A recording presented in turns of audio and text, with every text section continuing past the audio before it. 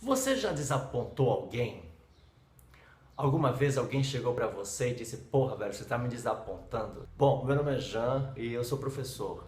E eu vou comentar aqui uma coisa que não é muito confortável, mas que nos últimos tempos eu tenho me visto cada vez mais envolvido, né, com essa situação, com essa verdade. Desde cedo eu tenho aprendido a conviver com uma coisa chamada bullying. Então, essa história de bullying ela já não tem tanta novidade. A gente apenas, quando recebe alguma informação, a gente, para não cair naquele desespero de dizer não estou indignado, a gente apenas fica indignado. Mas que não há novidade nenhuma nesse tipo de comportamento lastimável que a gente vê aí assolando a maioria dos jovens que são tidos como diferentes. E eu não fui uma exceção. Então, com 12 anos, eu me recordo que eu estava na quarta série e naquele tempo já começava a aflorar certos desejos, certas identificações com os meninos, com os meus colegas de sala. Então, era para mim uma razão de angústia você se perceber, eu me perceber diferente desses meninos, em que pese eu querer me identificar mais com eles, eu era completamente diferente porque os interesses deles eram diferentes. Então, até aí, nada de muito estranho ou fora do esperado para esse tipo de vivência. Na hora do intervalo, no recreio da escola, era mais comum eu ficar sentado no pátio ouvindo música ou conversando com alguma colega e eu saía basicamente ileso de qualquer perigo que pudesse acontecer. É quando não tinha o futebol que eles praticavam, então era sempre um grupinho que se reunia e ia para o banheiro da escola ver revista de mulher pelada. Então acabava que dava no mesmo, eu não curtia o futebol com eles, eu não curtia aquela sessão super agradável de ficar vendo revista de mulher pelada no banheiro. E isso, de certa forma, foi me deixando cada vez mais fechado, porque eu acreditava que havia alguma coisa de errado comigo e que na realidade tudo estava certo com eles. E não é bem por aí. Não tinha quem me dissesse o contrário. Não tinha quem me fizesse ver que o contrário também era possível, que o contrário também era permitido e até aí tudo bem, tudo certo e era só para que eu tivesse segurança para tocar a minha vida. Então não havia conversa de família, não havia o acesso à informação que a gente tem hoje e o que me frustrava ainda mais era saber que eu estava ali de uma forma diferente. Eu estudava num colégio público e a minha mãe era diretora dessa escola. Então eu me sentia meio que na obrigação de ser o exemplo. Tempos passam e eu me formo em letras. Na sala de aula, hoje já como professor, eu percebo esse tipo de comportamento e hoje eu já tenho uma certa maturidade, alguma condição de intervir e de forma positiva nesse tipo de situação que acontece com os meus alunos. Mas ainda me sinto inseguro e é aí a razão desse meu vídeo. Há uma semana eu passei um texto, um conto que falava sobre violência urbana para ser lido na minha turma, na sala de aula. Fizemos uma leitura muito agradável, eu abri roda para discussão que foi bastante produtiva e pedi que eles fizessem algum comentário por escrito. Eles prontamente fizeram, me entregaram, eu trouxe para casa, fiz algumas anotações e essa semana eu volto até a sala de aula e entrego os trabalhos que eles fizeram e faço algum comentário a partir do que eu li, né, da produção textual deles. Tamanha foi a minha surpresa quando uma aluna se dirige a mim e me faz uma pergunta a partir do meu comentário em sala de aula. Ela perguntou se eu era gay. Naquele momento eu ouvi aquilo e quis cavar um buraco no chão da sala, enfiar a cabeça, mas não chegaria a lugar nenhum.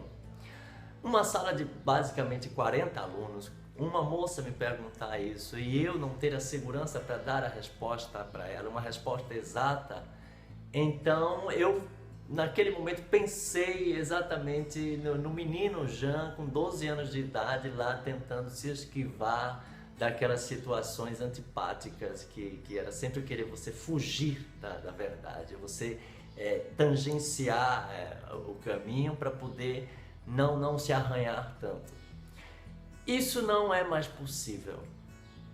Isso não pode ser mais possível. Eu, com 31 anos de idade, prestes a fazer 32, você não pode ter essa insegurança. Isso foi o que eu pensei voltando para casa, a partir da resposta que eu dei para a menina. Porque na hora que ela me perguntou, eu joguei qualquer coisa e digo, olha, isso não é o importante da sala, vamos voltar para a discussão do texto, porque a vida particular do professor, tarará, essas desculpas esfarrapadas, mas que de certa forma serve até mesmo para estabelecer um certo limite, entendeu? Eu acho que aí entra muito na questão do respeito, é você saber o limite da sua curiosidade. Só que eu mesmo, Jean, não acredito que tenha sido um ponto ofensivo a pergunta da aluna. Eu acho que isso faz parte da curiosidade dos alunos, da curiosidade dos jovens, até mesmo por uma questão de identificação. Eu não quero dizer com isso que a aluna que me perguntou também seja gay, e daí ela quisesse buscar em mim uma identificação ou até mesmo uma certa aprovação para quem ela é. Não quero dizer isso, mas é possível, entendeu? Num outro momento, numa outra turma, isso é sempre muito comum, os alunos ficarem perguntando se eu sou casado, se eu tenho mulher, se eu tenho filhos, enfim. E eu sempre querendo deixar a coisa em aberto. Não marcar espaço é uma merda, tem que marcar um espaço. Então, numa outra sala, eu entregando 7 horas da manhã um material de aula, então tá um menino lá com capuz, com o braço na carteira, deitado, roncando. Basicamente ele estava roncando. E aí eu dou um tapinha na cabeça dele e digo, ó, acorda, você está em aula, recebe aqui o material. E ele olha para mim assim, puxa ainda mais o capuz e baixa a cabeça. E aí eu dou 2 tapinhas nas costas dele, digo, ô fulano, levanta aí, cara, desperta porque a gente está em aula. Os meninos do fundo, a galera do fundo, responde gritando, professor, deixa ele dormir, ele é viado mesmo.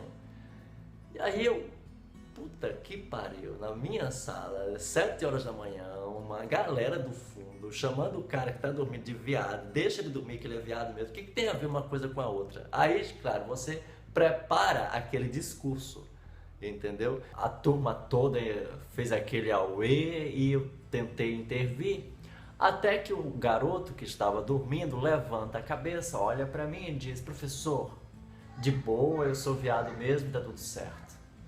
E aí você fica com aquela cara de pamonha, não é?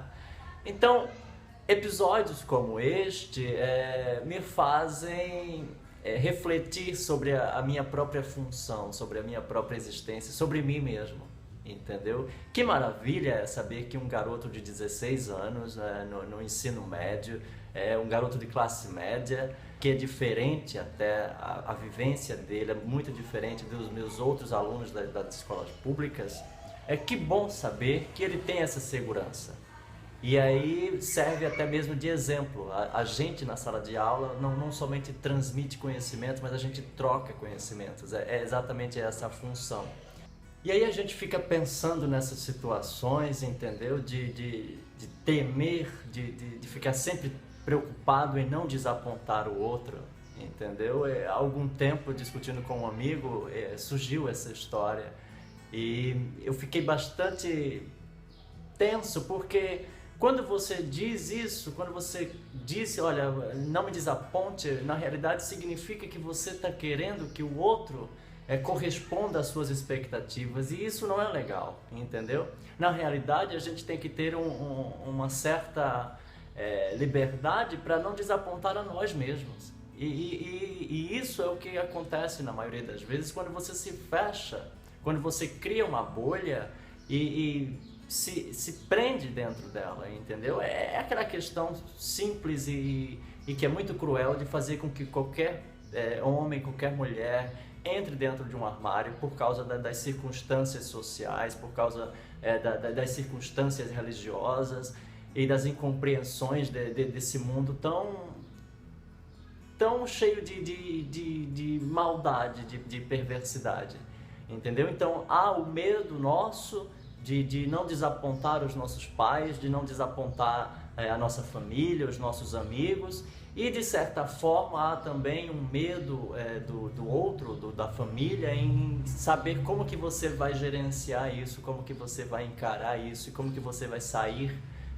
para a rua e ver que lá fora as coisas são bem mais difíceis e bem mais agressivas na questão da reação, do comportamento ativo e reativo dessa sociedade.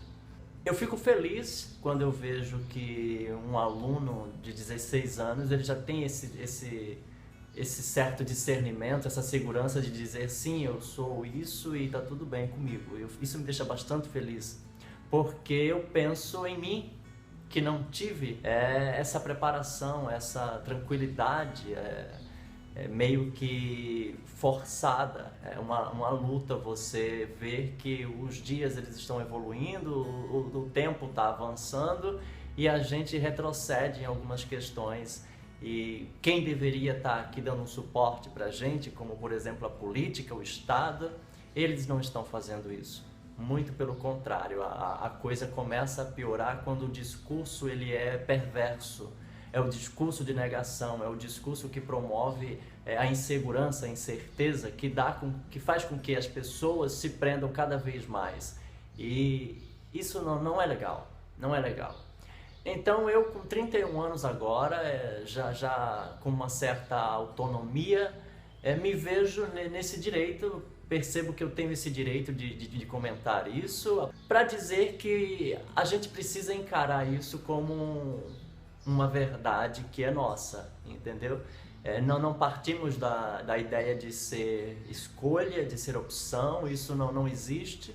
Na realidade, a única opção que eu tenho na minha condição de homossexual é ocultar isso, é guardar isso para mim, é ficar preso dentro do armário. Isso é uma opção. Escolher também não seria bem a palavra, escolha, não é uma escolha, a gente é assim, eu nasci assim, entendeu? E se a gente for prestar atenção nos nossos filhos, né, nos nossos sobrinhos, nos nossos netos, né, nos nossos alunos, a gente vai ver que desde pequeno já há certos comportamentos que não se associam à maioria que a gente entende ser normal.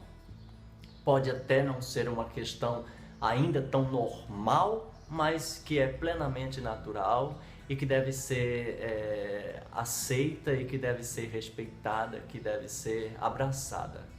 Eu acho que a gente está aqui nesse mundo para buscar essa compreensão, para buscar o amor.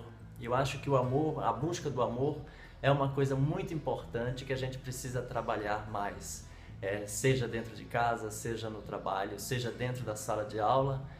Em qualquer lugar, eu acho que o amor, ele cabe bem, né? O Ginsberg tem um verso maravilhoso que ele diz que o peso do mundo é o amor. E a gente precisa carregar esse peso. Então, se a gente precisa carregar, talvez esse seja o peso mais leve que a gente vai colocar nas nossas costas, né, nessa vida. Afinal de contas, só temos esta vida para viver. Então, se o amor é um peso, vamos carregá-lo, vamos abraçá-lo, vamos nos unir para que ele pese menos nas nossas costas. Canção. O peso do mundo é o amor. Sob o fardo da solidão, sob o fardo da insatisfação, o peso que carregamos é o amor. Quem poderia negá-lo? Em sonho nos toca o corpo, em pensamentos constrói um milagre, na imaginação aflige-se até tornar-se humano.